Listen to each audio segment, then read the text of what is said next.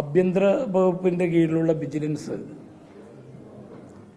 NM വിജയേട്ടൻ്റെ മരണവുമായി ബന്ധപ്പെട്ട് urban ബാങ്കുമായി ഉള്ള നിയമന കോഴ ആരോപിച്ചുകൊണ്ട്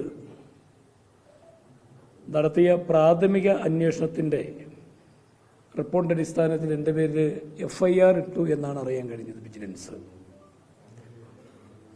ഞാൻ അന്നും ഇന്നും ഒരേ നിലപാടിലാണ്. ഏതൊരു അന്വേഷണവും വളരെ കൃത്യമായി സ്വാഗതം ചെയ്യുന്നു. നിയമപരമായിട്ട് തന്നെ മുന്നോട്ട് പോകും. CPM പാർട്ടി ഇതിൽ രാഷ്ട്രീയം കളിക്കുകയാണ്. അതുകൊണ്ട് തന്നെ ഈ കേസ് രാഷ്ട്രീയ പ്രേരിതമാണ്. കാരണം മുന്നിൽ ഉള്ള തെരഞ്ഞെടുപ്പ് മുന്നിൽ കണ്ടുകൊണ്ട്, പഞ്ചായത്ത് തെരഞ്ഞെടുപ്പ്, നിയമസഭ തെരഞ്ഞെടുപ്പൊക്കെ മുന്നിൽ കണ്ടുകൊണ്ടാണ് ഇത്തരത്തിലുള്ള FIR ഇട്ട് മുന്നോട്ട് പോകുന്നത്. ഇപ്പോൾ CPMൻ്റെ ജില്ലാ സെക്രട്ടറി പറയുണ്ടായി IC ബാലകൃഷ്ണൻ MLA രാജിവെക്കണമെന്ന്. ഞാൻ പറഞ്ഞല്ലോ, കഴിഞ്ഞ ഇതിൻ്റെ മുൻപും ഞാൻ പറഞ്ഞു,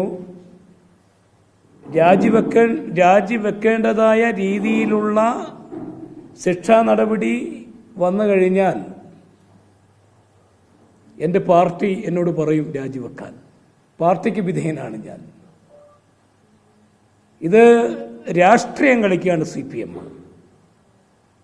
കാരണം ഇന്നലെ FIR ഇടുന്നു, ഇന്ന് CPMൻ്റെ ജില്ലാ സെക്രട്ടറി പത്രസമ്മേളനം നടത്തുന്നു, DYFI എൻ്റെ ഓഫീസിലേക്ക് മാർച്ച് നടത്തുന്നു. ഇതൊരു ഗൂഢാലോചനയാണ്. യഥാർത്ഥത്തിൽ CPMൻ്റെ ജില്ലാ സെക്രട്ടറി രാജിവെക്കാൻ പറയേണ്ടിയിരിക്കേണ്ടത് ഓർക്കോട് മന്ത്രിയോടാണ്. കാരണം ബ്രഹ്മഗിരി ഡെവലപ്മെന്റ് സൊസൈറ്റി അദ്ദേഹം ഡയറക്ടർ ബോർഡ് അംഗമായിരുന്ന സൊസൈറ്റി നിരവധി പാവങ്ങളുടെ അടുത്ത് നിന്നാണ് ഷെയർ പിരിച്ചിട്ടുള്ളത്. അന്ന് ഇദ്ദേഹം ഡയറക്ടറാണ്. അപ്പോൾ ബ്രഹ്മഗിരി ഡെവലപ്മെന്റ് സൊസൈറ്റിയിൽ നടന്ന കോടിക്കണക്കിന് രൂപയുടെ